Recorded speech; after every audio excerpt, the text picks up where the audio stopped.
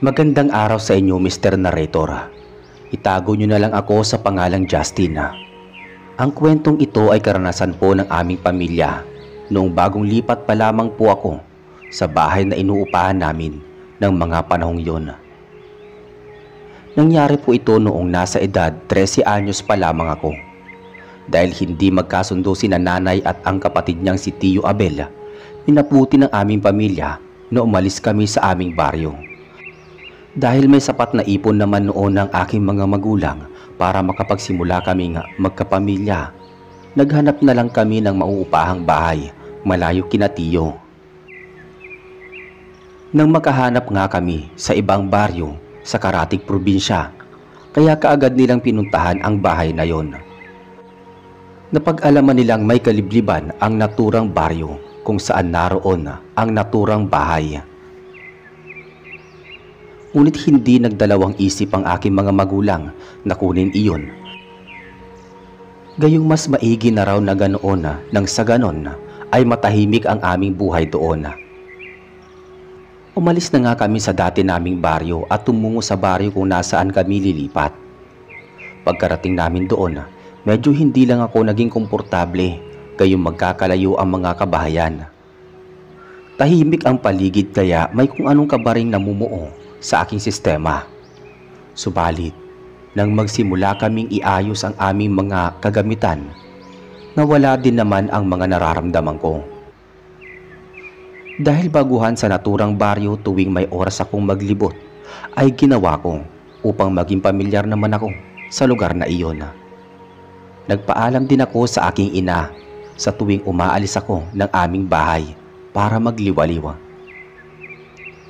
Isang hapon nga noon, dahil wala akong ginagawa sa bahay namin, naisipan kong maglibot na naman sa mga bahagi ng baryo na hindi ko pa napupuntahan. Pinuntahan ko noon si nanay at nagpaalam sa kanya. "Huwag ka masyado magpapakalayo ha, at baka may mangyaring masama sa'yo," sabi pa ni nanay. Tinanguan ko na lamang siya bilang tugon at umalis na nga ako sa aming bahay. Nagsimula na ako sa aking paglalakad kahit na hindi ko alam talaga kung saan ako pupunta ng mga sandaling yon. Hindi ko na malayan noon na nakarating na nga ako sa isang maliit na tindahan. Dahil nakuryoso ako kung ano ang ibinibenta sa naturang tindahan, lumapit ako doon. Hindi ko rin kasi inaakala na may ganoon pala doon at hindi rin gaanong kalayuan sa aming bahay. Nang malapit na ako sa tindahang iyon, may lumabas na isang matandang babae. Sa tansya ko ay nasa lagpas 70 na ang edad. Kaagad itong napatingin sa aking direksyon at napangiti. Nakaramdam ako ng kakaiba sa matandang babae pero ipinagsawalang bahala ko na lamang. Nagpatuloy ako sa aking paglalakad patungo sa tindahan at nang makarating na nga ako doon, tinignan ko ang kanyang mga itinitinda. Napansin ko naman na walang gaanong laman ang kanyang tindahan. Dahil doon napadako ang aking tingin sa mga tinda niyang barbecue. Kaya kaaya-aya ang amoy noon, pero hindi ang kanilang itsura. Nakaramdam nga ako ng bahagyang pandidiri, lalo na nang makita ko ang dugo at isaw na naroroon. "Bibili ka ba, iho? Mukhang bagong mukha ka rito sa baryong ito anang matanda. Bahagya akong napangiti sa kanya at napailing. "Hindi po la, naglilibot lang po ako dito. Bagong lipat lang po kami dito kaya nililibot ko po ang baryong to at nang maging pamilyar naman ako dito." Tugon ko pa sa kanya noon. Napangiti rin ito sa akin kaya nagpasya na lang din ako magpaalam sa kanya. Umalis na nga ako sa bahay namin. Naabutan ko ang aking ina na nagtutupi ng mga damit nila. Nilapitan ko si nanay at tinulungan ko siya sa kanyang ginagawa. "Nay, hindi naman po pala kalayuan sa atin ang tindahan dito sa lugar na to. May nakita po akong tindahan doon na nagtitinda ng barbecue," sabi ko sa aking ina. "Mabuti naman kung ganon at kapag may mga kulang tayong sangkap o pagkain dito sa bahay, pwede tayong makabili doon," tugon naman ang aking ina. Tumango na lamang ako sa kanya bilang pagtugon. Nang mga sumunod na araw, nagpatuloy na rin ako sa paglilibot sa bagong baryo kung saan kami nakatira. May mga tambayan din akong nadiskubre sa aming baryo kung saan maaari akong tumambay kapag nakakaramdam ako ng pagkabagot sa aming bahay. Ilang beses din ako nagpabalik-balik noon sa tindahan ng matandang babae. Nakalaunan ay nagpakilala nga sa akin si Lola Trinidad. Mabait naman ang matandang babae at sa tuwing kinakausap ko nga siya ay panay ang kanyang pagngiti. Noong magdadalawang buwan na nga kami sa naturang baryo, naging pamilyar na din ako sa paligid at maging sa mga kabahayang naroroon. Hindi ko pa man kilala ang mga kapitbahay namin pero hindi na rin naging mahalaga iyon. Gayong may nakakausap naman ako doon at iyon nga ay si Lola Trinidad. Naging malapit ako sa matanda dahil madalas akong tumatambay sa kanyang tindahan. Iyon nga lang, ni isang beses hindi pa ako nakakabili ng kanyang barbecue. Hindi ko kasi alam pero hindi ko man lang magawang matakam sa pagkaing iyon kahit na mabango naman ang samyo nito. Lola Trinidad, bakit hindi nyo pa rin tinitigilan ng pag-iihaw ninyo? Gayong wala naman pong bumibili minsan. Minsan pang naitanong ko sa matanda. Napangiti ito sa akin bago siya tumugon na. Naging kabuhayan ko na kasi ito, ilang taon na, kaya mahirap ding bitawan. Sa katunayan, hindi naman matumal ang binibenta kong ihaw-ihaw. May mga pagkakataon lang nasa gabi dumadayo ang mga taong bumibili, kaya hindi mo rin naaabutan sa tuwing naririto ka. Nagtataka ako sa sinasabing iyon ni Lola Trinidad. Hindi ko rin alam kung maniniwala ako sa kanya na tuwing gabi ay maraming bumibili sa kanyang tindahan. Naisip ko kasi nga baka sinasabi niya lang iyon para hindi ko ulit siya tanungin bakit nagpapatuloy siya sa pagtitinda gayong walang bumibili. Napatango na lang din ako sa kanya at natahimik. Gusto mo bang kumain ng barbecue? Libre ko na to sa'yo at hindi mo na kailangang bayaran pa. Ani ni Lola Trinidad. Napalunok ako noon ng aking laway dahil nang tignan ko siya, malapad pa ang pangngisi niya sa akin dahilan para makaramdam ako ng kakaibang kaba. Agad din akong napailing sa kanya. Mabuti na nga lang at hindi na ito nagpumilit pa at nakipagkwentuhan na lang din sa akin. Napag-alaman ko nga mismo kay Lola Trinidad na mag-isa na lang siya sa buhay. Nalungkot naman ako nang ikwento niyang namatay ang kanyang buong pamilya at siya na lamang ang natitira. Nagkaroon daw kasi ng trahedya noon ang pamilya nila at sa kasamaang palad ay siya lang ang nakaligtas. Habang nagkukwento nga ang matandang babae, nakikinig lang din ako sa kanya. Hindi ko maiwasan ang makaramdam ng awa sa matanda dahil sa nangyari sa kanya at maging sa kanyang pamilya. Dahil nawiwili ako sa pakikipagkwentuhan kay Lola Trinidad, hindi ko na malaya ng oras. Nang mapansin kong papadilim na ang paligid, nagpasya na ako magpaalam sa matanda. Naalala ko pa ang sinabi niyang kapag gumabi ay maraming bumibili sa kanya. Kaya naisip ko na sanang magpagabi ng uwi. Pero dahil baka pagalitan ako ni nanay, hindi ko na naituloy ang aking balak. Nang makapagpaalam na nga ako sa matandang babae, patakbo akong umalis sa kanyang tindahan. Sa susunod na lang ako magpapagabi ng uwi. Magpapaalam lang ako kay nanay na tutulungan ng matanda kung sakali. Wika ko pa sa aking sarili. Pagkarating ko nga sa bahay namin, tinanong ako ni nanay kung bakit ganoong oras na ako nakauwi. Nawili po kasi ako sa pakikipagkwentuhan kay Lola Trinidad, Nay. Tugon ko sa aking ina. Napatingin sa akin si nanay na parang may gustong sabihin at hindi nga ako nagkamali dahil nagwika si nanay. Anak, tandaan mo. At baguhan lang tayo dito sa baryo. Kilalanin mo munang maigi ang isang tao bago mo pagkatiwalaan ng lubos. Alam mo na, baka nagkataon may mangyaring masama sa'yo. Napailing ako noon at kinuwento lang sa aking ina ang mga napagkwentuhan namin ni Lola Trinidad. Lalo na ang tungkol sa pamilya nito. Kahit na huwag ka masyadong magtitiwala sa mga taong hindi mo kilalang lubos. Sabi pa ni nanay, kaya hindi na ako umimik pa. Ipinagpatuloy ko naman ang pagpunta noon sa bahay ni Lola Trinidad sa tuwing wala akong ginagawa sa bahay namin. Hindi rin ako magawang pigilan pa ni nanay dahil maging si tatay ay hinahayaan lang din akong pumunta sa tindahan ng matanda. Malimit pang sabihin ni tatay kay nanay na hindi naman kalayuan ang pinupuntahan ko, kaya hayaan na ako at wala na silang dapat pang ipag-alala sa akin. Sa tuwing nasa tindahan naman ako ni Lola Trinidad, madalas na nakikipagkwentuhan lang ako sa kanya. Tumutulong din ako kapag may gawain siyang kailangan ng tulong. Nang lumaon nga, napansin kong parang hindi na nagbebenta ng ihaw-ihaw si Lola Trinidad. Kaya nagtanong ako sa kanya. Tuwing gabi ko na lang nilalabas ang mga paninda ko. Gayong gabi rin naman na pumupunta ang mga bumibili. Tugon nito sa akin. Napapaisip na talaga ako noon kung totoo nga ba ang sinasabi nito. Gusto ko man sana siyang tanungin kung sino-sino ang bumibili sa kanya. Pero hindi ko na rin nagagawa pa dahil sa tuwing nagiging tungkol doon ang aming usapan, nililihis niya ito. Kaya naisip kong baka ayaw niyang mapagkwentuhan ang tungkol sa bagay na yon. Nakuryoso talaga ako noon pero pilit ko na lang na pinipigilan ng aking sarili na alamin kung totoo ang sinasabi ni Lola Trinidad. Hanggang sa isang beses, dahil wala kaming uulamin ng gabing yun, naalala ni nanay na may barbecue sa tindahan ni Lola Trinidad. Kaya inutusan ako nitong bumili doon.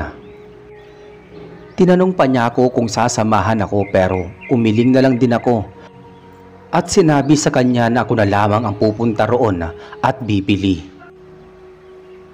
Tumango lang noon si nanay at ibinigay sa akin ang pera at di bateryang ilaw namin. Kinuha ko naman iyon at saka umalis na ako sa aming bahay. Naglakad na nga ako patungo doon sa tindahan ni Lola Trinidad. Binilisan ko ang aking paglalakad noon upang makabalik kaagad ako sa aming bahay. Hindi ko inaasahan nga noon na habang naglalakad ako, nakarinig ako ng mabibilis na mga pagyabag. Tipo may naghahabulan kaya nagpalingalinga ako sa aking paligid.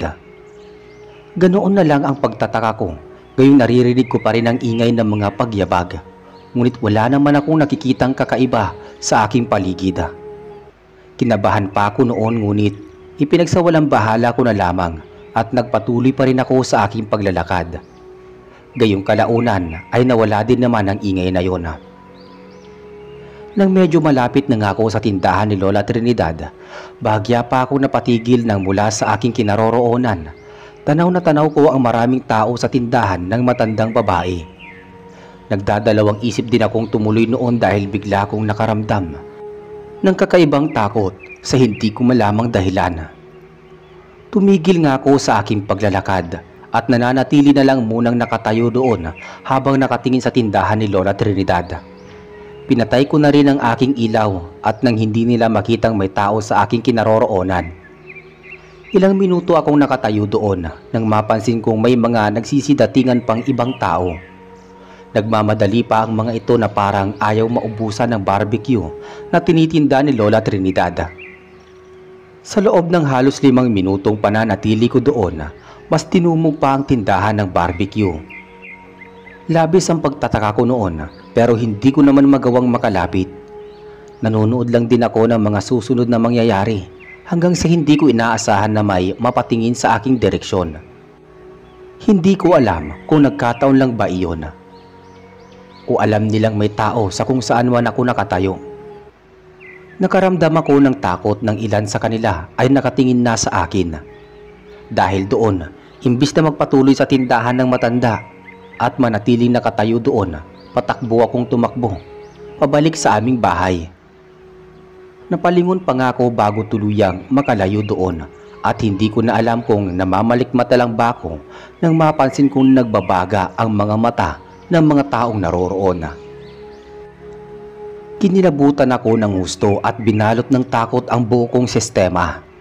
Mas binilisan ko pa ang aking pagtakbo hanggang sa makauwi ako sa aming bahay. "Oh, bakit ka tumatakbo? Anong nangyari sa'yo?" Bungad na tanong kaagad ni tatay sa akin. Dahil hinihingal pa ako ng mga panahong yun, hindi kaagad ako nakatugon sa aking ama. Nagdalawang isip pa ako na sabihin kay tatay ang aking nakita dahil hindi rin naman ako sigurado sa aking mga nakita. Wala po kasing barbecue si Lola Trinidad, naubos na po. Sabi ko na lamang kahit na ang totoo ay hindi ako nakapunta doon dahil maraming tao ang naroroon sa tindahan ng matanda. Hindi ko na lamang sinabi sa aking ama ang tungkol sa nangyari sa akin ng gabing yun dahil naisip ko na namamalikmata lang din ako sa aking mga nakita. Nang gabing iyon, matapos nga naming maghapunan, nagpasya na lang kaming magpahinga kaagad. Habang nakahiga nga kami sa kama, hindi mawala sa isipan ko ang nakita ko ng gabing yon. Hindi ko kasi akalain na hindi nga nagsisinungaling si Lola Trinidad sa sinabi niya na sa tuwing gabi ay marami ang bumibili ng kanyang barbecue sa kanyang tindahan. Ang ipinagtataka ko lang noon ay kung bakit dinudumog siya ng maraming tao at saan nanggagaling ang mga ito. Dumagdag din sa isipin ko noon kung ano ang narinig kong mabilis na mga pagyabag at kung namamalikmata nga lang ba ako sa mga aking nakita na nagbabaga ang mga mata ng mga taong naroroon. Tao ba talaga ang mga yun? Tanong ko pa sa aking sarili dahil sa labis kong pag-iisip. Kalaunan naman nakatulog na din ako dahil hindi ko na nakayanan ang antok na aking nararamdaman. Nang mga sumunod na araw, hindi na muna ako pumunta sa tindahan ni Lola Trinidad. Sa tuwing naiisip ko kasi ang nangyari ng gabing yun, ibang takot ang aking nararamdaman. Nagtataka naman noon si nanay kung bakit hindi na ako gaanong umaalis ng bahay.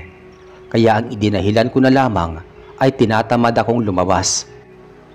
Hindi na rin ito nagtanong ng iba pang dahilan kung bakit hindi ako pumupunta kay Lola Trinidad. Halos isang linggo din akong hindi nagtungo sa tindahan ng matanda hanggang sa isang hapon, inutusan ako ng aking ina na bumili ng asin at kalamansi. Gayong kailangan niya ang mga iyon sa kanyang lulutuin. Nakalimutan niya kasing bumili sa bayan, kaya wala na akong nagawa kung hindi ang sundin siya. Pumunta ako noon sa tindahan ni Lola Trinidad upang bumili ng asin at kalamansi. Nang magtanong ako sa matanda kung may ibinebenta siyang ganoon, tila pagalit siyang tumugon sa akin. Wala akong ibinebentang ganon. Ipinagtataka ko ang naging kilos ni Lola Trinidad noon dahil bukod sa tila galit siya nang sagutin ako, para din siyang naging balisa nang marinig ang salitang asin at kalamansi na aking bibilhin. Hindi na rin ako nagtagal noon sa kanyang tindahan at kaagad ding umalis dahil pakiramdam ko matalim ang pagtitig niya sa akin. Nang lingunin ko nga siya ay hindi nga ako nagkamali dahil nakatingin siya sa akin na parang kakainin niya ako ng buhay. Sa takot ko sa kanya, mabilis akong tumakbo pa uwi sa aming bahay. Sinabi ko naman kay nanay noon na walang tindang kalamansi at asin si Lola Trinidad. Nagbika pa itong bibili na lamang sa bayan kapag tutungo ito doon. Hinayaan ko na lang din noon ang aking ina at pumasok na lang ako sa aking silid. Simula noon natakot na nga ako na bumalik sa tindahan ni Lola Trinidad. Hindi ko rin alam kung bakit pero may kung anong kutob ako na may kakaibang itinatago ang naturang matanda. Hindi ko na nga sana pagtutuunan ng pansin ito ngunit nakuryoso na rin ako tungkol sa kanya. May kung anong naguudyok sa akin na matyagan ang naturang matanda, lalo na ang kanyang tindahan na dinutumog ng mga tao tuwing gabi. Isang gabi nga noon, nagpasya akong mangmatsyag sa tindahan ni Lola Trinidad. Titignan ko kung maraming ulit tao na pupunta roon na bibili sa kanya. Sakto ring maliwanag ang buwan ng gabing yon, kaya hindi ko na kailangan pang magdala ng ilaw. Naglakad ako sa patungo sa tindahan ni Lola Trinidad. Habang naglalakad nga, nakarinig na naman ako ng mga mabibilis na pagyabag na tulad ng narinig ko noong gabi na yon. Nagpalinga-linga ako pero wala akong nakita. Nakaramdam ako ng takot noon pero hindi ako tumigil sa aking paglalakad. Tulad ng gabing yon, bigla ring nawala ang mga ingay na iyon. Labis na ang pagtataka ko kung sino o ano ang may gawa noon. Nang medyo malapit na nga ako doon, imbis na dumiretso ay naghanap ako ng mapagtataguan. Sa kabutihang palad ay may puno ng mas malapit na tindahan ni Lola Trinidad, kaya doon ako pumwesto. Tulad ng gabing yon, marami ulit ang mga taong naroroon. Tila nagsasaya pa sila habang kumakain ng barbecue ni Lola Trinidad. Sarap na sarap din ang mga ito sa kanilang kinakain, kaya pinapanood ko sila habang nasa ganoong sitwasyon. Nananatili akong tahimik noon sa aking pinagtataguan hanggang sa may iilan pang dumating sa tindahan ni Lola Trinidad. Hinay-hinay lang kayong lahat. Hindi kayo mauubusan ngayong marami akong tinda ngayong gabi. Sigaw pa noon ni Lola Trinidad sa mga taong naroroon, dahilan para maghiwalayan o maghiyawan ang mga ito. Hindi ko alam kung bakit ganoon sila kasaya ng mga oras na yon, lalo na nang malaman nilang maraming tinda si Lola Trinidad. Hindi ko inalis ang mga tingin ko sa kanila. Walang ano-ano. Nakamoy ako ng malansang samyok ng hangin. Napatakip na lang ako sa aking ilong dahil parang maduduwal ako. Hindi ko gustong makagawa ng kahit na anong ingay ng gabing yon, dahil baka mahuli ako ni Lola Trinidad. May kung anong kutob kasi ako na may kakaibang nangyayari sa kanila ng mga oras na yon. Nasa ganoong estado nga ako nang may mapansin ako sa mga taong naroroon. Kinilabutan ako ng husto nang makita kong nagsisimulang magbago ang kanilang mga anyo. Nagbabaga rin ang kanilang mga mata at sa isang pagkisap mata ko, kitang-kita ko ang iilan sa kanila ay naging dampuhalang mga aso. Hindi kaya sila ang may mga gawa ng mabibilis na pagyabag na naririnig ko kanina at maging ng gabing yun? Marahil ay nag-uunahan silang makarating dito sa tindahan ng matanda at nang makabili kaagad sila ng tindang barbecue ni Lola Trinidad. Bulong ko pa sa aking sarili. Napaisip ako noon kung lahat ba ng mga tao roon ay katulad ng nakita ko. Napatanong din ako sa aking sarili kung anong uri ng mga nilalang sila, gayong hindi ko pa alam noon na mga aswang na pala ang mga to. Dahil naging abala ulit ang mga tao doon, nagkaroon ako ng pagkakataon para makaalis doon nang wala silang kaalam-alam. Mabilis akong tumakbo pa uwi sa aming bahay. Sa takot na baka may makasunod o may makahabol sa akin, hindi na ako lumingon pa hanggang sa makarating na nga ako sa bahay namin. Dali-dali akong pumasok sa aming tahanan at tumiretso sa aking silid. Hindi ako gaanong nakatulog ng gabing yon dahil sa kakaisip sa aking mga nakikita. Nakaramdam din ako ng takot dahil baka may mga nakakita sa akin at nakilala ko. May mga ingay kasi akong naririnig sa labas ng bahay namin, kaya naisip kong baka may mga malalaking aso na nagbabantay sa labas ng aming tahanan. Kinaumagahan, nang magising nga ako, saktong wala si nanay at tanging kami lang ni tatay ang naiwan sa bahay. Nagpunta kasi sa bayan si nanay upang bumili ng asin at kalamansi, maging ng aming bigas.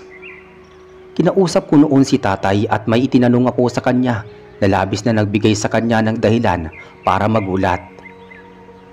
Tay, ano po bang tawag sa mga isang tao na bigla na lang nagbabago ng anyo? Halimbawa po, naging malaking aso ito na mayroong nagbabagang mga mata. Napatingin kaagad si tatay sa akin habang nanlalaki ang kanyang mga mata. Hindi rin marahil inaasahan ito ang magiging tanong ko sa kanya. Bakit mo naman natanong na? Bakit may nakita ka ba? Tanong naman ito sa akin. Hindi pa muna ako tumugon sa naging tanong niya sa akin. Pinilit ko siyang sagutin muna ang aking tanong sa kanya, kaya napabuntong hininga ang aking ama. Wala na rin itong nagawa kung hindi ang tugunin ako. Marahil mga aswang ang taong yon. Sa mundong ito, sila lang kasi ang may kakayahang magpalit ng anyo, na kahit na anong uri ng hayop ang nais nila. Pwedeng aso, pusa, baboy, o kung ano pang pwede nilang gayahin. Nanlaki ang mga mata ko nang marinig ko ang sabi ni tatay. Hindi kaagad ako nakapagsalita at pakiramdam ko ay bumilis ang tibok ng aking puso. Sa wari ko noon ay parang namumutla ko dahil sa takot na namumuo sa aking sistema. Hindi po ba kapag aswang ang kinakain po nila karne at laman loob ng mga hayop o kaya tao? Tanong ko pa kay tatay na tinanguan naman ito. Mas nadagdagan pa ang takot ko noon dahil doon. Nagtaka ang aking ama bakit naitanong ko iyon sa kanya, kaya napatanong din siya sa akin. Bakit nak? May nakita ka bang ganoon? Tanong nito sa akin. Napatingin ako kay tatay at nagdadalawang isip pa sana na sabihin sa kanya ang mga nakita ko. Naisip kong baka pagalitan ako nito dahil umalis ako ng bahay na hindi nagpapaalam. Pero nang maisip kong posibleng manganib ang buhay namin kapag itinago ko sa kanya, napabuntong hininga ko at kinuwento kay tatay ang lahat ng nakita ko simula ng gabing inutusan ako ni nanay na bumili ng barbecue kay Lola Trinidad hanggang sa nangyari sa akin ng nakaraang gabi. Nang matapos kong ikwento iyon sa aking ama, natahimik siya. Hindi ko alam kung ano ang iniisip niya pero nang magwika siyang sasamahan siya sa tindahan ni Lola Trinidad, kinutuban ako sa gagawin ni tatay.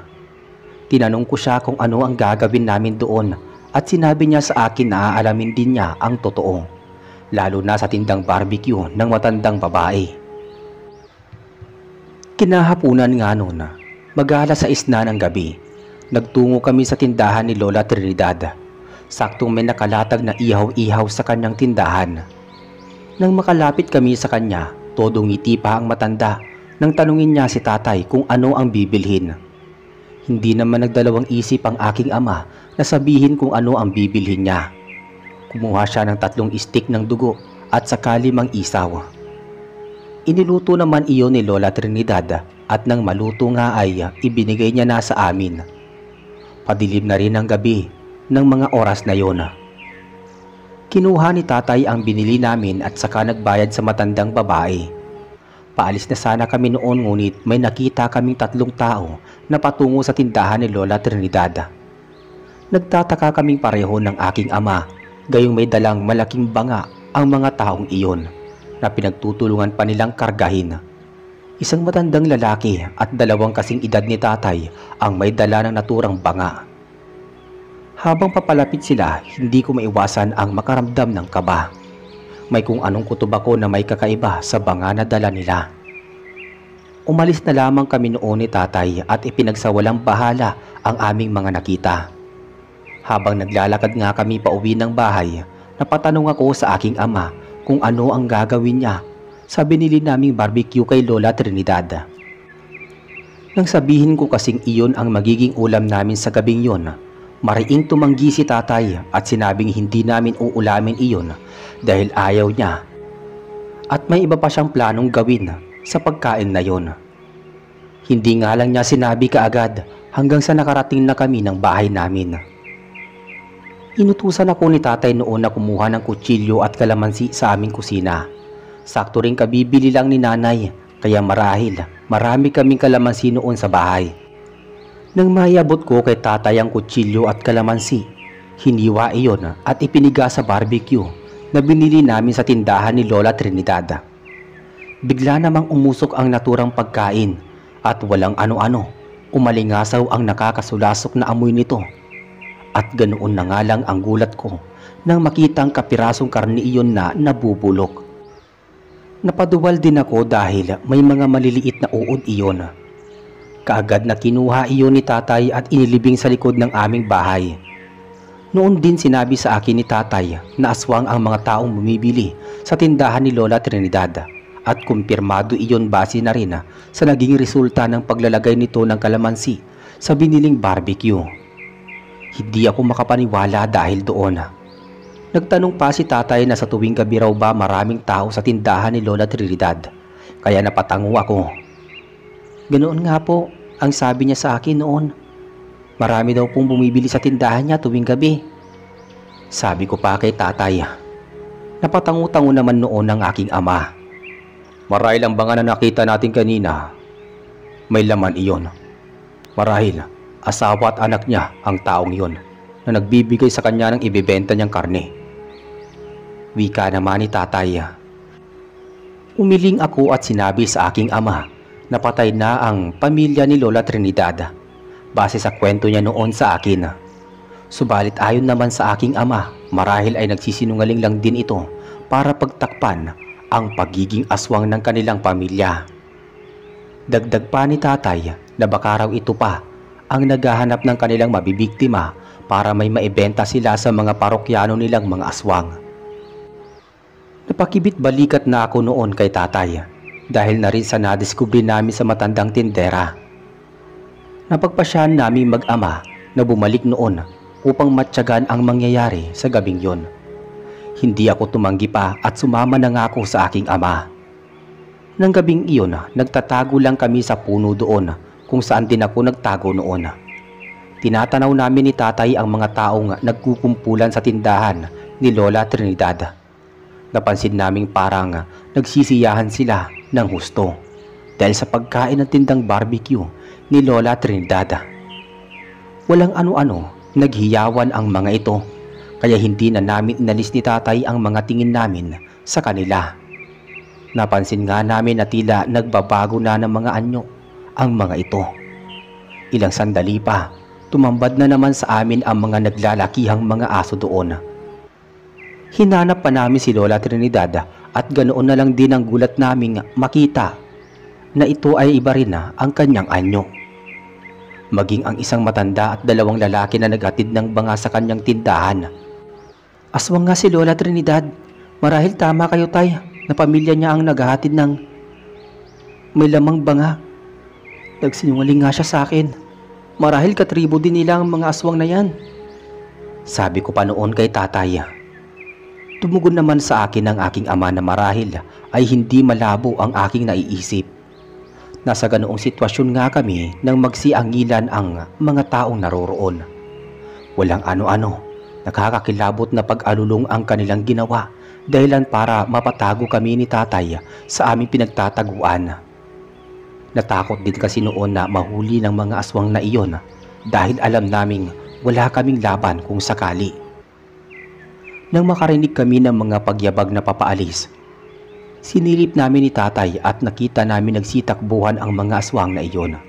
Maging sina Lola Trinidad at ang mga lalaking nakita namin ay wala na rin doon. Ang tanging naiwan doon ay ang banga na dala-dala ng mga lalaking iyon. Nang masigurado namin ni tatay na wala na ang mga aswang doon, lumapit kami sa naturang banga at tinignan kung ano ang laman noon. Dahil may di baterya kaming ilaw, inilawan ni tatay ang laman noon at napaduwalang aking ama dahil sa kanyang nakita. May mga bulok na bahagi ng katawan ng tao natitira sa bangang yan. Wika ni tatay habang napapaduwal dahil sa sitwasyon sa loob ng banga. Hindi rin kaaya-aya ang amoy na naroroon, kaya napatakip ako ng aking ilong. Noong may maulinagan kami mga pagyabag na animoy paparating, pabilis kaming bumalik ni tatay sa aming pinagtataguan. Nang makapagtago kami, saktong dumating ang tatlong naglalakihang aso.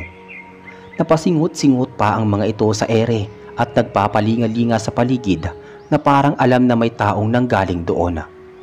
Nanatili kami nagtatago ni tatay habang inihahanda namin ang aming mga sarili. Nakarinig na lang kami ng mga pag-angil noon at ilang sandali pa, muling nagkaroon ng mga mabibilis na pagyabag na papaalis. Nang tignan namin ni tatay ang tindahan ni Lola Trinidad, wala na doon ang banga. Naisip namin na marahil ay kinuha ng mga nilalang at dinala kung saan sila magtitipon-tipon na. Dahil kaming dalawa lang ni tatay ang naroroon, napagpasyahan na lang namin ni tatay na umuwi na sa aming bahay. Naabutan naman namin si nanay na parang balisa at animoy takot na takot. Tinanong namin siya kung ano ang nangyari at nagulat kami sa naging tugon niya. Nalimpungatan kasi ako dahil may naririnig ako mga mabibilis na pagyabag na naguunahan sa pagtakbo. Nakuryoso ako kaya tinignan ko at nahintakutan ako dahil sa akin nakita mga naglalakihang mga aso na mabilis tumakbo at nagbabaga ang kanilang mga mata. Kwento ni nanay na halos mabulol-bulol pa. Inalo naman siya ni tatay at sinabihang wag nang isipin ang tungkol doon. Nanginginig pa rin noon ang aking ina dahil sa takot. Napatanong siya sa amin kung saan kami galing at nagkwento na lang kami kung saan kami nanggaling ni tatay. Nalaki naman ang kanyang mga mata nang marinig niya ang kwento namin ni tatay. Kailangan natin makalis sa lugar na to sa lalong madaling panahon. Baka manganib pa tayo dito, lalo na at alam nating mga aswang sila. Sabi pa ni tatay. Sumang-ayon naman kami noon ni nanay at napagpasyahan nga nilang kinabukasan maghahanap na kami ng aming malilipatan na malayo sa baryong iyon. Natatakot kaming baka maging kami ay mabiktima pa ng mga aswang na yon at gawing pagkain nila. Kahit nahirapan akong makatulog ng gabing yon ay sinikap ko pa rin makaiglip hanggang nang lumaon ay naging mahimbing na rin ang aking pagtulog. Kinaumagahan ng magising ako, naabutan ko si nanay na parang may kausap sa labas ng aming bahay. Nang marinig ko ang boses ng isang matandang babae, napagtanto kong pamilyar iyon sa akin. Kaagad akong bumangon at sinilip kung sino ang kausap ng aking mga magulang. At hindi nga ako nagkamali nang makita ko si Lola Trinidad. Kung ako sa inyo ay umalis na kayo sa baryo na ito. Huwag nyo ring ipagsasabi ang mga napag-alaman ninyo dahil kahit saan kayo mapunta, sisiguraduhin namin mahahanap namin kayo. Pagbabanta ng matandang babae. Hindi naman nagpatinag ang aking mga magulang at sinabi sa matandang babae na aalis talaga kami sa baryong iyon. Pagkatapos ng naging usapan nilang iyon, umalis na rin si Lola Trinidad. Kaagad namang nagpaalam si tatay na aalis at maghahanap ng bahay namin. Hinayaan namin siya ni nanay at binilinan na lamang niya na wag nang aalis ng bahay dahil baka kung ano ang mangyari sa amin gayong wala siya sa bahay. Tumangulang kami ni nanay at pag-alis nga ni tatay, sinarado na namin ang pintuan at nanatili lang kami sa loob ng bahay. Balisa naman noon si nanay, lalo na at nang papadilim na ang paligid ay hindi pa rin nakakauwi sa bahay namin si tatay. Ano kayang nangyari sa ama mo? Bakit hanggang ngayon wala pa rin? Tanong pa ni nanay na bakas ang pag-aalala at takot sa kanyang boses. Nakasarado pa rin ng maigi noon ang aming bintana at maging ang mga pintuan sa takot na baka makapasok ang mga aswang. Hinintay pa namin si tatay hanggang sa gumabi na ngunit hindi pa rin ito nakakauwi. Labis na ang pag-aalala namin sa kanya ni nanay. Nasa ganoong sitwasyon nga kami nang makarinig kami ng mga pagyabag sa labas ng aming bahay. Naisip namin na si tatay na iyon. Ngunit nang may maulinagan kaming mga angil, natakot kami ng husto, gayong alam naming posibleng mga aswang ang nasa labas at hindi ang aking ama. Nay, kalamansi at asin po. Sabi ko kay nanay, kaya kumuha kami ng kalamansi at asin. Hawak-hawak ko ang lagayan ng aming asin habang si nanay ay naghihiwa noon ng kalamansi. Patuloy pa rin naming naririnig noon ang mga pagyabag hanggang sa bigla naming narinig ang boses ng aking ama. Alam kong nasa paligid lang kayo. Huwag kayong mangas na biktimahin ng pamilya ko. Ngayong handa ako makipagpatayan sa inyo. Sigaw ni tatay.